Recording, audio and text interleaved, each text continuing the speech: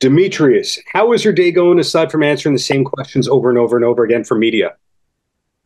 How you doing, brother? It's all right, man. I Well, love doing this. Fun.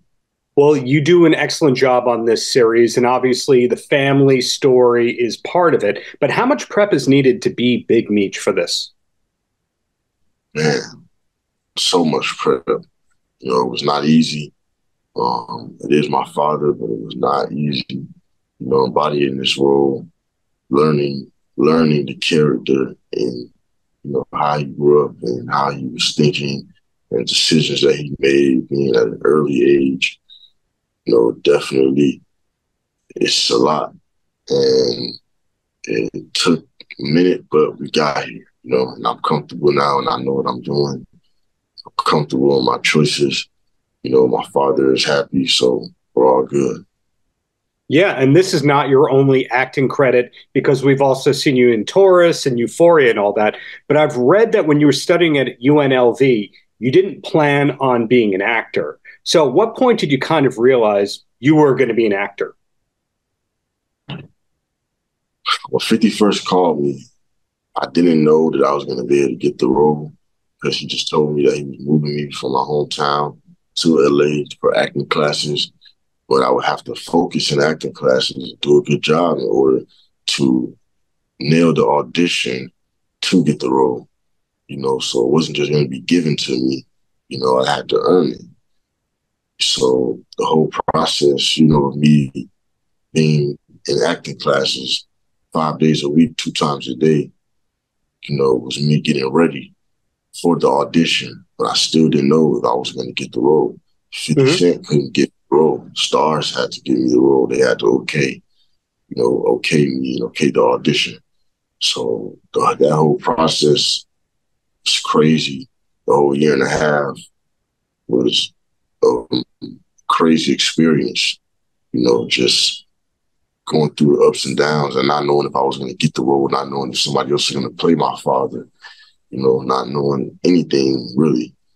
That was, the whole thing that made my journey, Right. And fortunately, this show has a lot of overlap with Power because of the producers, the network, etc. Were you a big fan of Power before landing this role? Yes, I was. And I love the role.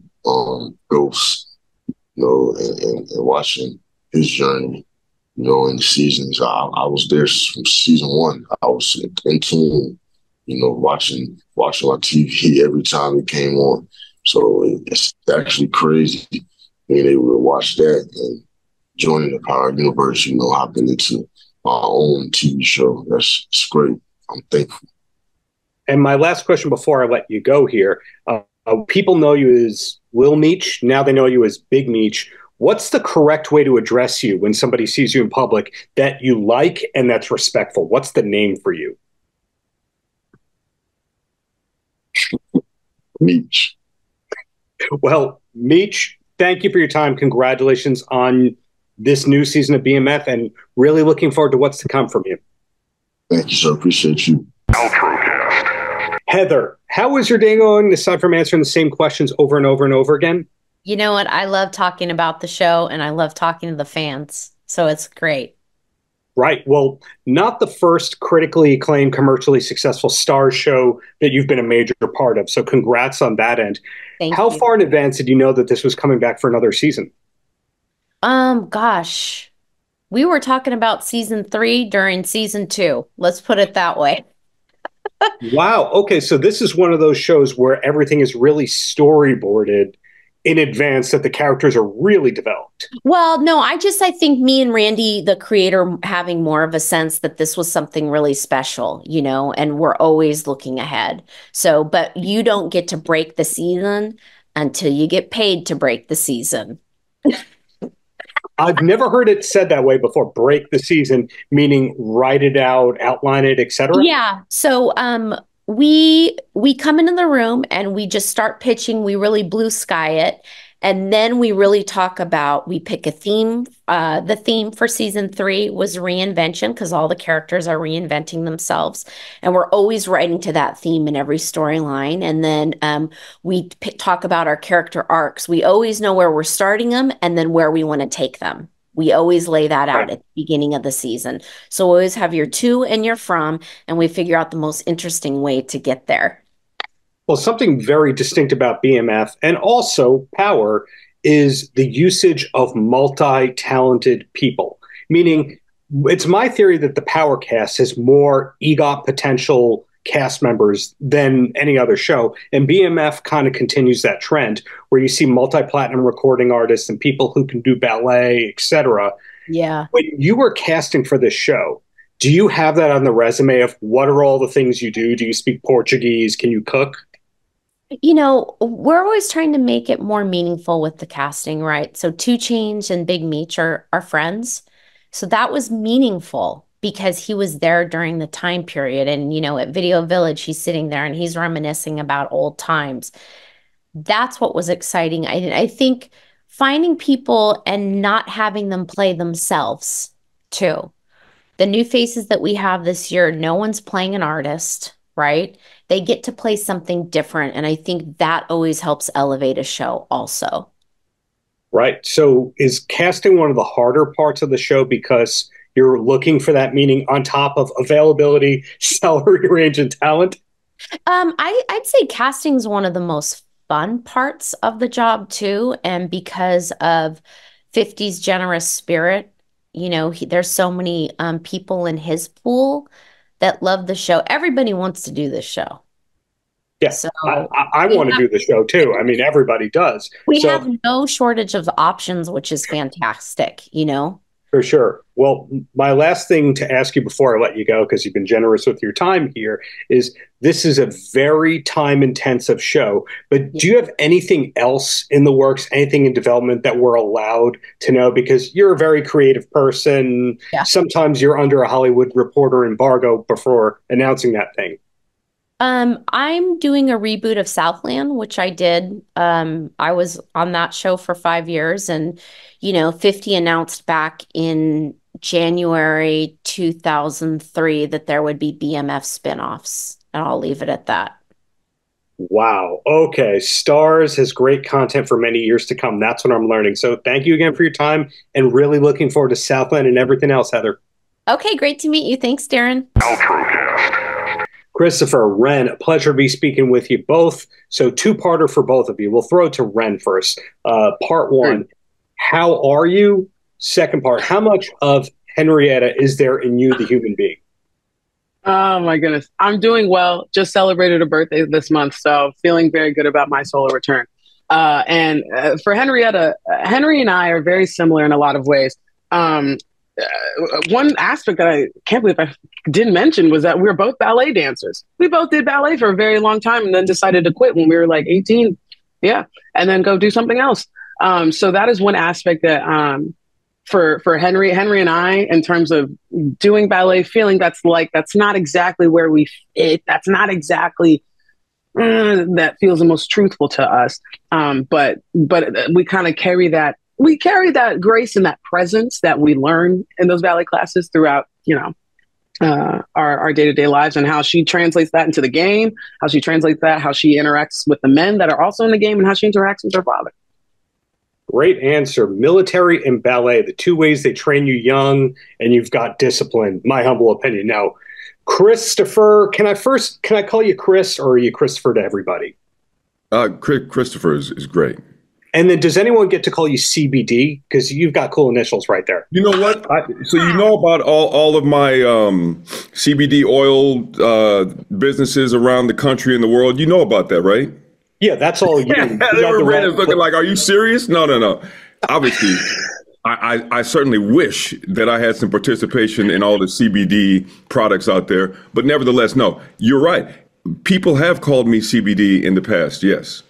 So after, season 4 of the show, I look forward to the product line called CBD by CBD. But anyway, we're not here to tout products. We're here to talk about BMF.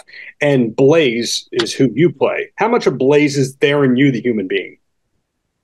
A number of we have a number of things in common, but the one that stands out for me more than any other is the incredibly protective nature that Blaze has when it comes to family and loved ones. Mm-hmm. The lengths that Blaze will go to make sure that not only his organization is always intact, mm-hmm. and in my personal life, the way I would make a parallel to that is that everything with my family is always in a good place and protected and taken care of. So that commitment to family, to a protective nature, that's where I really relate to Blaze. And keeping things in order. Blaze is about keeping things in order. In my life, yes, we have that in common.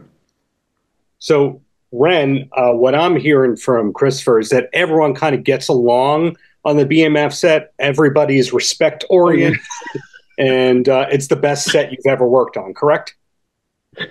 Yeah, it's pretty good. It is. I think it was great. It was familial.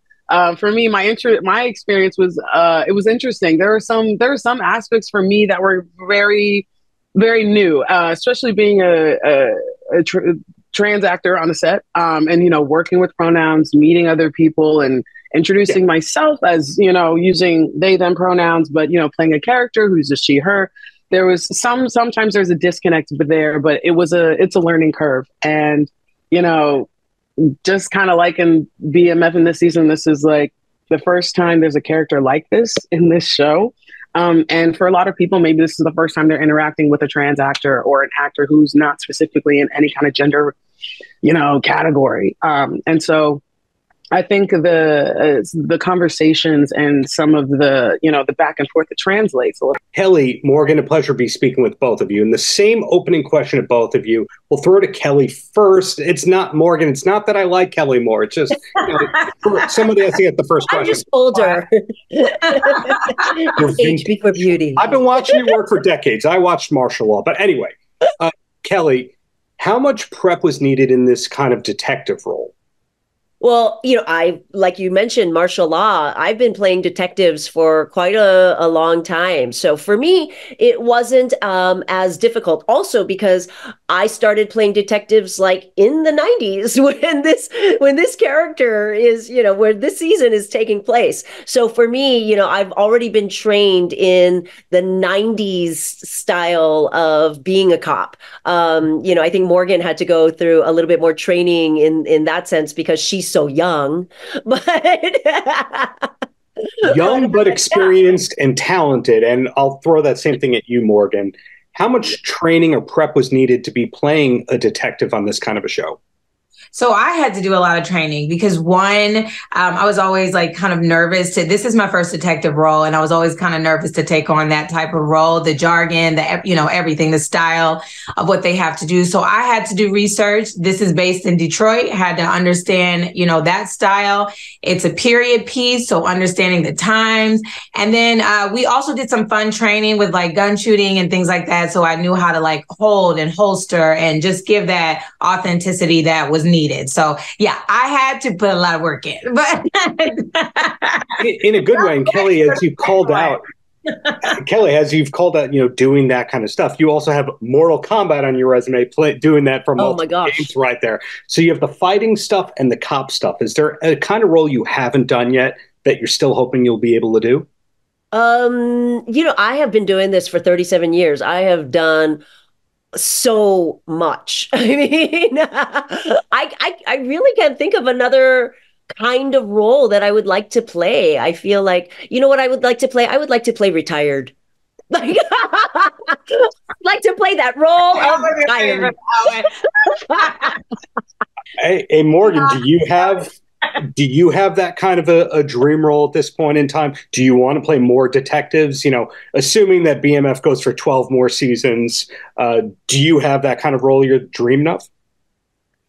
For me, yeah, like I would love to be able to take it, even higher and, do action films. And, I think that would be the pinnacle for me, is to be able to do a lot of action films. I love stunt work and I love, shooting guns. I do there's a power that's behind it. So, and safely, of course, but I just, I gotta throw that out there, but I just enjoy the whole world is so exciting and exhilarating to me. So yeah, I would love to. Yeah. Well, the same closing question goes to both of you. I throw this compliment out widely, which is everyone who's cast on BMF and Power, you learn has more talents. There's so many EGOT potential people on the show. Kelly, how are you a singer? Or are you a dancer? Do you have one of those extra things? I can tell you something. I am not a singer. There's a scene coming up in season 3 that I had actual anxiety over because we had to sing, and it was I'd rather be naked, to tell you the truth. I'd rather be naked than have to sing. And yeah, it was tough. So yeah, I have no other talent. I don't buy that. Same question to you, Morgan, before I let you go. Yeah, I mean, I can hold a tune. I'm a jazzy Amy Winehouse kind of feel. But dance-wise, absolutely not. Probably have to work really, really hard on that one. But I can hold a tune singing-wise, yeah. But there still might be a BMF mixtape. That's what I'm hearing. One day we might get that. You'll be on there. Kelly, you'll do like a spoken word interlude. But congrats! I can't even rap. Big fan of what you do, and thank you both for your time. Thank you. Paltrocast. Michole, Laila, pleasure to be speaking with you both. So two-parter first goes to Michole. One, how are you? And second, how much of your character is there in you, the human being? How much of my character is what? Is there in you, the human being? Because sometimes you speak with somebody who's the exact opposite. But in the case of you, is there much Lucille in you, the human being? Oh yeah, I mean, I think there's so much of the real Lucille that resonates with me, and there's a familiarity with my real mom also, who they actually look like sisters. I feel like I look like Miss Lucille. I feel like we're family, and there's just this deep divine connection between us. I really connect most, I think, with her spirituality, and kind of bringing that to the show as a human being. And, like I do energy work and stuff like that. And so I, kind of help people around the set sometimes and, try to lift people's vibration and spread the love and support them in whatever we're all going through. And so I feel like I'm that nurturing, compassionate person for others, and I truly relate to that. So you're empathetic and positive. That's what we're hearing. Yes, I'm totally that. Would you say, Laila? Absolutely. Absolutely. This is one of the most, and I say this all the time, active listening is such a huge part of acting. And you, Miss Michole, are the best active listener I've ever, whether on set or off. You give your full attention to whoever you're engaging with. And everyone I think appreciates that. It's wow. Way. Mutual Appreciation Society. Yes, for sure.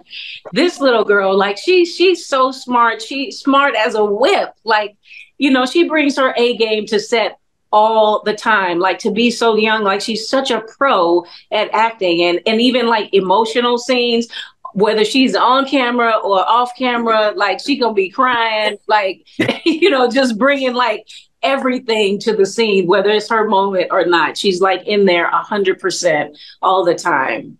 Wow. Well, those are kind words going at you, Laila. And in the case of Michole, not the easiest character to play. How long does it take you when they say cut for you to become Laila again? I have my process. I think I kind of look at, the more that I play different kinds of characters, the more that I sort of look at Laila as a character sometimes too. And Laila's happens to be very strong, very, doing a lot. And so it doesn't take her too long. I use music a lot of times when I, wind back down into myself. A lot of times I'm tired, and so I'll turn on some, some music to kind of get my energy back, my music that I like, not Nicole's music. And I do a lot of breathing and just sort of grounding myself in where I am and, the thoughts that Laila has, so yeah. Wow. Well, congratulations on season 3. Hope we're going to be talking on season 8, 9, 10, and 11's junkets. So looking forward to more BMF to come. Cool. Thank you so much. Seth, Evan, Jason, apologies on the order of the names. I don't know what the correct order of names is, but I'll first throw it to Jason. It's alphabetical. So if you could just kidding. I'm kidding. Is that what Juan Showbiz taught you, or no? I love Juan Showbiz and the bio that he wrote on IMDb free. But anyway, Jason, two-parter for you. I forgot about that. How are you? And how are you taking the news that Matt Pinfield has shared the Royal Crackers clip on Twitter? Oh, I love it. He cited the wrong network, which I thought was hilarious. But I'll say this. Matt Pinfield, Evan, remember, like, he was the nicest man I've ever met in my life. Like, it was just like, I think I showed up like a few minutes late, as I tend to do. But like, I walked in and you and Christy, our writer assistant, production assistant, like, they were just like best friends. Like, I was like, what happened? Like, in the 5 minutes that I wasn't here, like, he was so cool. Yeah. That's, by the way, which is the headline, is Matt Pinfield is in season 2 as Matt Pinfield, which we're super excited about. And when he was just like regaling us with stories of just like all the different concerts he's been to, all the people he knows, and was like, wow, this is like, you spend time with Matt Pinfield and you feel like you've gotten the full Matt Pinfield experience. He's great. Seth, did you also grow up on 120 Minutes, or is the Pinfield thing extraneous to you? No, it's funny because, so I don't know if I think the guys know, we're having like a very small like gathering this weekend to celebrate like finishing season 2. And I was telling my wife, oh, Matt Pinfield will be there. She doesn't know who Matt Pinfield is. And I'm like, there's no time for that. How do you? Yeah, now, I'm not like a Headbangers Ball guy, but like I grew up when MTV was like so cool that like it just was the culture. So, I think it's telling that like, she didn't know who Matt Pinfield was, and I'm losing my mind like, dude, Matt Pinfield, it's fucking Matt Pinfield. Anyway. As a kid, it really did feel like it's like the network you turned on, turning on the TV and go like, tell me what is cool so that I can like take it to school with me and be cool. Like it had so much power over the culture. Like for sure. Yeah.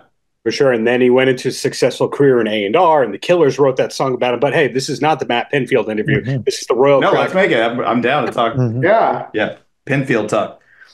Well, I was going to keep throwing compliments your way, and I say that between the three of you, your writing credits and producing credits and acting credits, aside from Royal Crackers, are some of my favorite shows of all time. Last Man on Earth, You're the Worst, Arrested Development, Key and Peele, etc. Now, Jason, you had previous animation experience. Seth and Evan less so because there's more live action kind of stuff. So I'll first throw this at Jason. How long does it take to actually make an episode of Royal Crackers at this point? Oh my God. Actually, Evan, like, what do you think? Like, well, okay. So, I mean, are we talking about the writing phase too, or just like once the script is done? Once the script is done, because we were brainwashed as kids to hear that the Simpsons episode takes 6 to 9 months because they're shipping it to Korea and then it comes back. But and then we see the South Park thing that it's a week. So we know it's somewhere between a week and 9 months. Yeah. South Park is definitely an anomaly. Yeah, that's an outlier. So the animatic phase, I would say, takes about, which is like, the kind of early stages, takes about a month to 6 weeks, I want to say. And then once, I'd say it varies, but it's at least 3 months before 2 to 3 months till we get it back. So overall, I'd say like 4 months per episode, and that's pre-script. That's like the writing phase. Obviously, takes a while too. But yeah, I'd say 4 to 5 months. And that's all happening concurrently. So all those episodes are in different states of completion at the same time. Exactly. You're writing episodes while some episodes are coming in from overseas. Like you're maybe writing the last episode when or the 8th episode when stuff starts coming back. You're constantly writing and doing animatics for episodes already written. It's a lot to juggle, but it's a lot. I can imagine. So who's tasked with that crazy continuity checklist of the moving parts? Not me. Is it Seth? Well, no, we have production people who, I mean, yeah, like if you were like, whose job is it? It would be our producer, which in animation means something different than it means in live action. But that's really your QC, your quality control person. But then we all in less like it's our responsibility, but also we have a voice going like, of course we're making creative changes, but occasionally like, you'll go like, hey, the color's off on this, or this model of this character doesn't look right, or, the interesting thing about animation is it's like a double-edged sword. You get everything as possible. And so that creates an incredible opportunity, but also like you could endlessly tool around with something, It's the dream job for sure. I've always wanted to be in this position, and it's everything I've ever wanted. The thing that I think a lot of what I certainly didn't see as a kid, and what I think a lot of audiences don't kind of see is like you're so bombarded with like the logistics of something. It's like you might have a better idea of like what's there, but like there's such a short time frame that it's too late to implement that idea. You have to go around it somehow, or can we work it in this way? It's all kind of like rerouting and finding a logistic path that works for production, because there's so many limitations with the amount of time you're given. That's the challenge. That's the really, really hard part of the job. It's the not fun part of the job. You don't have all day to think on these things, and just it's all flying by, and you kind of just have to play it by ear as you go. It's hard, but a lot of fun. Hard, but worth it to us as the viewer. And the last question before I let you all go is, what's the merchandising situation going to look like now that you're a mainstay series? You could do all the crackers and the food kind of stuff if you wanted to. You could do stuffed animals, etc. Are we getting more swag and merch from Royal Crackers in the near future? That's up to David Zaslav. Well, I feel like we're pitching a LaCroix partnership. Other shows have like sort of had their go at like Szechuan sauce. We definitely feel like second season, the Croy boys are making a case for themselves. Yeah, maybe in a unique flavor like Burbank, or like water, especially for I think flavored water. We all want to live in a world where kindergartners are showing up with their lunches in Royal Crackers lunch boxes. Yes. We all want that. And, we're going to make it happen. Paltrocast.